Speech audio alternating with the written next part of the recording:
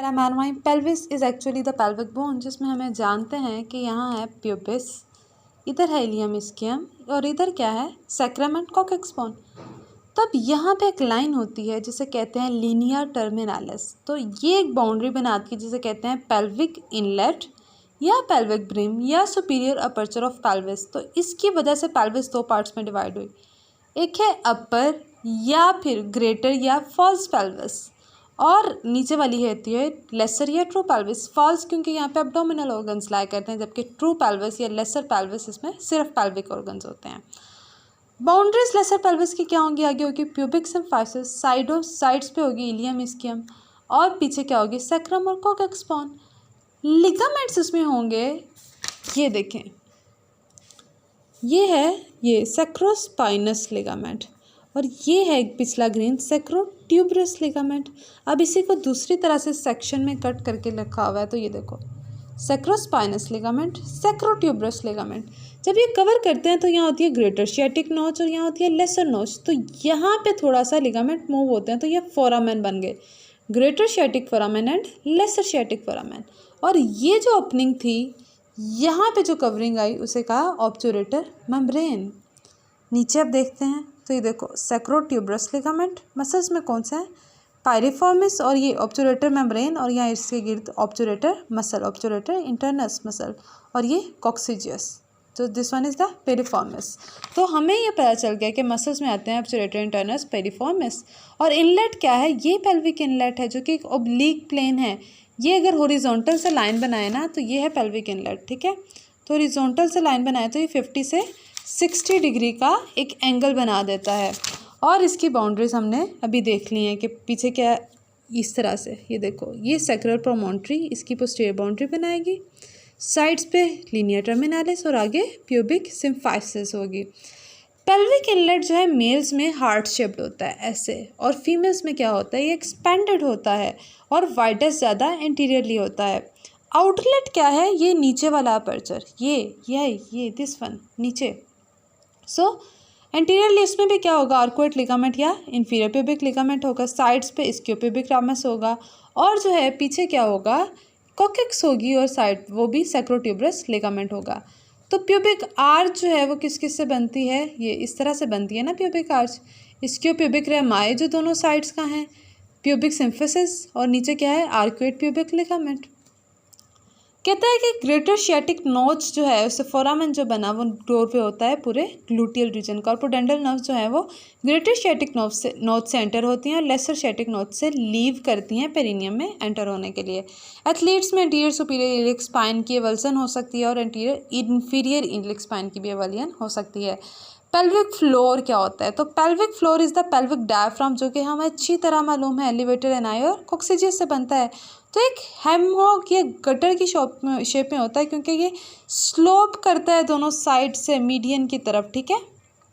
और क्या है कि पेल्विक डायफ्राम सेपरेट करती है पेरिनियम को नीचे वाली पेल्विस से, separates the perineum below from the pelvis above, ऊपर पेल्विस नीचे पेरिनियम।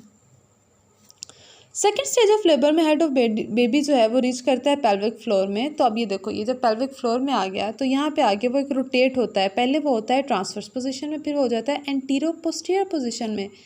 ऑक्सीपिट जो है वो मूव नीचे करता है below 80 to 85 degree pubic arch, और हेड जो है वो पास करता है एंटीरियर एनाई से पेरिनियम में रीच करने के लिए। अपेंडिसाइटिस जब होती है तो पेल्विक पोजीशन जो है अपेंडिक्स की वो इरिटेट करती है ऑब्चुरेटर नर्व को, जिससे मीडियल साइड ऑफ थाई में पेन होती है। इसी तरह ओवरीज की इन्फ्लेमेशन में भी मीडियल साइड ऑफ थाई में पेन होती है।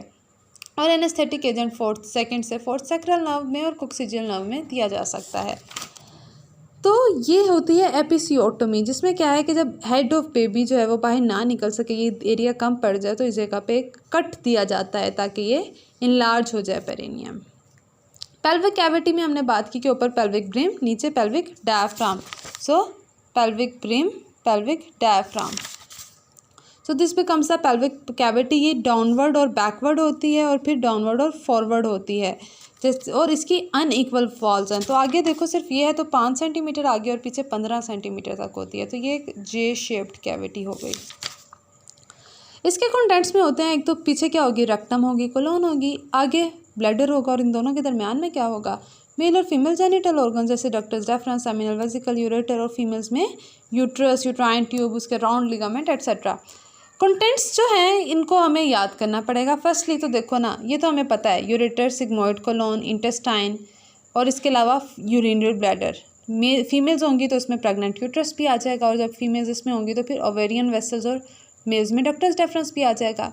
ऊपर अम्बिलिकल कॉर्ड है तो फिर यहाँ पे क्या होगा, लेटरल और मीडियल जो है अम्बिलिकल लिगामेंट आ जाएंगे।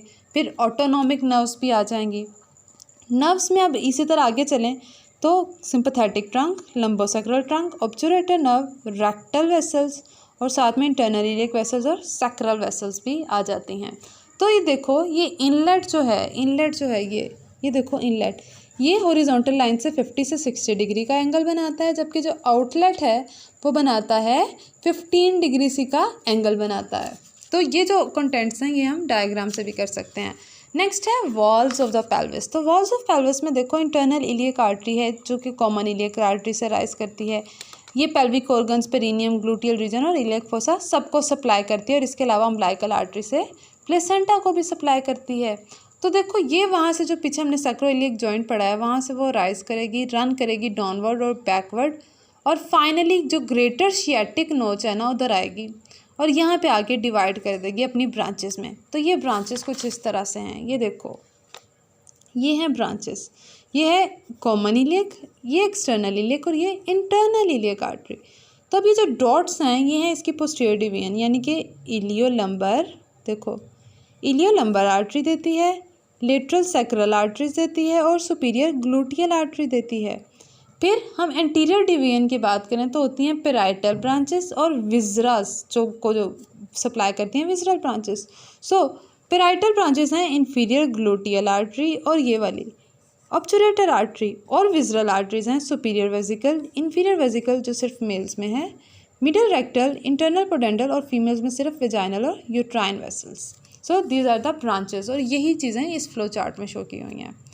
वेन्स की बात करें तो उसमें होती है इंटरनल इलियक वेन जो कि बिल्कुल इसी तरह से है कि इसके साथ मूव करती है, फिर ग्रेटर एक्सटर्नल इलियक वेन से मिलके कॉमन इलियक वेन बना देती है। तो ये भी अपनी कैसे ब्रांचेस देगी कि पहले तो ये कि वो पेल्विक वॉल के इनसाइड और आउटसाइड में देती है ग्लूटियल जो कि लार्जेस्ट है, सुपीरियर, इंफीरियर, इंटरनल पोडेंडल, ऑब्चुरेटर और सैक्रल वेन्स, और जो है प्लेक्सिस जो पेल्विक विजरा से राइज करते हैं। तो अब देखो वेजाइनल, यूट्राइन, वेसिकल, रेक्टल और प्रोस्टेटिक। तो ये जो सब ऑर्गन्स हैं इन सब से ब्रांचेस देती हैं। वेन में ये आ गई। नर्व्स में आए तो नर्व्स में देखो क्या है, एक तो होता है ये कोक्सीजियल प्लेक्सस जो कि कुछ S4 के फाइबर्स है, फिर नीचे S5 और CO1 कोकेक्स1 इन सब से मिलके बनता है, ये कोक्सीजियल प्लेक्सस है।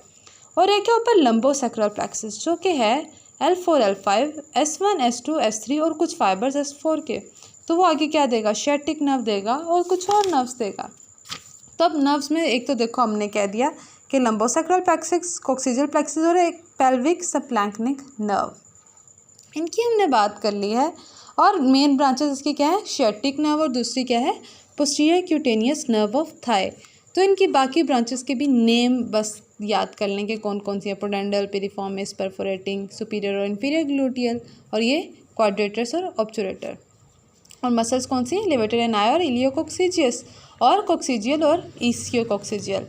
कोक्सीजियल प्लेक्सस की बात करें तो हमने भी बात की कि S4, S5 और कोक्सीजियल में आता है। ये ज्वाइन करती हैं पेल्विक सरफेस पे और सप्लाई करते हैं skin in the region of coccyx. And finally there is the pelvic autonomic nerve जो कि सिंपैथेटिक और सबक्लैंक्निक नर्व्स होती हैं।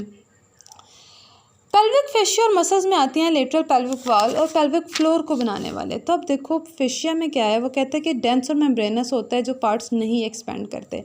जो एक्सपेंड होने वाले स्ट्रक्चर्स हैं जैसे विजराज हैं तो उसमें लूजली अरेंज्ड होता है। और ये फेशिया जो है एक्सटेंड नहीं करता बेयर बोन्स पे, बल्कि वो जाके बोन्स की पेरियोस्टियम में जाके जुड़ जाता है उनके साथ, एक्सेप्ट फेशिया फॉल्डेयर में जो कि सैक्रम से एम्प्यूला ऑफ रेक्टम तक एक्सटेंड करता है। पेराइटल फेशिया में आता है। अब यहाँ पे देखें जी, ये फेशिया ओवर प्रोस्टेट है, ये parietal layer of pelvic fascia है, ये ऑब्चुरेटर इंटरनस मसल है तो ऑब्चुरेटर फेशिया हो गया। तो पेराइटल लेयर में इसके आ गया कि थिक मेम्ब्रेनस और क्लोजली एडहेरेंट, और ऑब्चुरेटर फेशिया और फेशिया ओवर पिरिफॉर्मिस, क्योंकि यही दो मसल्स हमने देखे थे ना वॉल में के आते हैं साइड्स पे, ऑब्चुरेटर और पिरिफॉर्मिस। और पेराइटल पेल्विक फ्लोर का जो है उसमें आते हैं सुपीरियर और इन्फीरियर एनल फेशियास, लूज नेचर का है ये, और फाइब्रोमस्कुलर लिगामेंट्स आते हैं इसमें। और विजरल जो फेशिया है उसमें ये जो ब्लैडर, रेक्टम, विजरा, विजाइना, इनके गिर्द वाले फेशिया आएंगे। पेल्विक मसल्स की बात करें तो ये इस तरह से हैं, ये पेल्विक वॉल में ये जिस तरह फिंगर्स हैं ना इस तरह, ये दोनों साइड्स के हैं लिवेटर एनाई मसल्स, ये देखो। अब लिवेटर एनाई और कोक्सीजियस हमने कहा था ये बनाते हैं पेल्विक डायफ्राम। तो pelvic diaphragm is actually this one, ये वही वाले मसल्स, ठीक है। तो लिवेटर एनाई और कोक्सीजियस को मिलकर जो पेल्विक डायफ्राम कहते हैं, वन मॉर्फोलॉजिकल एंटिटी है। इसके आगे से हैं तीन पार्ट्स, प्यूबोकोक्सीजियस, इलियोकोक्सीजियस और कोक्सीजियस या इस्कियोकोक्सीजियस। तो वो ये हैं प्यूबोकोक्सीजियस, जो देखो इस जगह से राइज करता है और यहाँ वाइट लाइन के जो है उसके लेटरल पार्ट से राइज किया और यहाँ पे आके इंसर्ट हो गया एनोकोक्सीजियल लिगामेंट पर कॉकेक्स पे। फिर इस्कियोकोक्सीजियस, तो इस जगह से राइज किया lateral part of the white line और ये भी यहाँ पे आके इंसर्ट हो गया। And finally there is the coccygeus या इस्कियोकोक्सीजियस, ये जो इसके स्पाइन से राइज किया और यहाँ पे आके इंसर्ट हो गया है। तो यहाँ पे उनकी ओरिजिन और इंसर्शन बताई हुई है, ये क्योंकि लिवेटर एनाई के पार्ट्स हैं, ठीक है। और इनकी जो है नर्व सप्लाई है लिवेटर एनाई की होती है फोर्थ सैक्रल और इन्फीरियर रेक्टल, और कोक्सीजियस की होती है फोर्थ और फिफ्थ सैक्रल। इनके फंक्शंस क्या हैं कि ये posterior part of the pelvic outlet बनाते हैं, क्लोज करते हैं उसे, फिक्स करते हैं पेरिनियल बॉडी को, उसको सपोर्ट करते हैं और ये जो इंट्रा एब्डोमिनल और रेक्टल प्रेशर में चेंजेस आती हैं इन्हें बर्दाश्त करते हैं। और कोक्सीजियस इसके अलावा पुल फॉरवर्ड और सपोर्ट करता है कोकेक्स को भी। पेल्विक डायफ्राम में हमने कहा था कि ये लोअर मैमल्स में प्यूबोकोक्सीजियस और इलियोकोक्सीजियस जो है वो सिर्फ कोक्सीजियल वर्टिब्री पे इंसर्ट होते हैं और मूवमेंट ऑफ द टेल जो है ना दुम, उसकी सारी मूवमेंट में इन्वॉल्व होते हैं। तो बाद में ये मसल जो है इंसानों में ये मॉडिफाई होकर पेल्विक डायफ्राम बनाते हैं। जॉइंट्स ऑफ पेल्विस में मसल्स आते हैं, एक तो लंबर और सैक्रल बोन्स जब आपस में मिलती हैं, ठीक है, लंबो सैक्रल हो गया, तो सैक्रम फिर आगे कोकेक्स से मिलेगी तो सैक्रोकोक्सीजियल जॉइंट हो गया। फिर ये कोकेक्स आपस में मिलेंगी तो इंटरकोक्सीजियल जॉइंट हो गया। अब यहाँ पे देखो, यहाँ पे क्या होगा, सैक्रम इलियम्स इलियक से मिलेगी तो सैक्रोइलियक जॉइंट, और sacroiliac joint with vertebro pelvic ligaments, यहाँ के जो लिगामेंट्स हैं। इधर आगे आया तो फिर प्यूबिक सिम्फाइसिस होगा दोनों प्यूबिक्स के मिलने से, और मैकेनिज्म ऑफ पेल्विस, ये सब हैं इनके पार्ट्स जॉइंट्स के। तो यहाँ पे उन्होंने एक सैक्रोइलियक जॉइंट भी बताया हुआ है। इनके सिर्फ जो है ना लिगामेंट्स, इनके नाम सिर्फ याद कर लें काफ़ी है। और एंड पे कहता है मैकेनिज्म ऑफ पेल्विस में कि जो ट्रांसमिट करते हैं वेट ऑफ ट्रंक को लोअर लिम्ब पे, तो इसका एक कंपोनेंट जो है वो सैक्रम को डाउनवर्ड और बैकवर्ड मूव करता है और जो दूसरा कंपोनेंट है वो सैक्रम को डाउनवर्ड और फॉरवर्ड मूव करता है। तो डाउनवर्ड टिल्ट को प्रिवेंट करता है सैक्रोइलियक लिगामेंट और अपवर्ड टिल्ट को प्रिवेंट करता है सैक्रोट्यूबरस और सैक्रोस्पाइनस लिगामेंट। जब बच्चे की बर्थ होने वाली है तो ये जो सैक्रम, ये जो है सारी बोन्स, इनके जो जॉइंट्स आपस में थोड़े लूज़ हो जाते हैं, लिगामेंट्स थोड़े लूज़ हो जाते हैं इस स्ट्रेन को बर्दाश्त करने के लिए, और चाइल्ड बर्थ के दोबारा से लॉकिंग मैकेनिज्म होता है और सब अपनी ओरिजिनल पोजीशन से आ जाते हैं। सो चैप्टर कंप्लीट्स।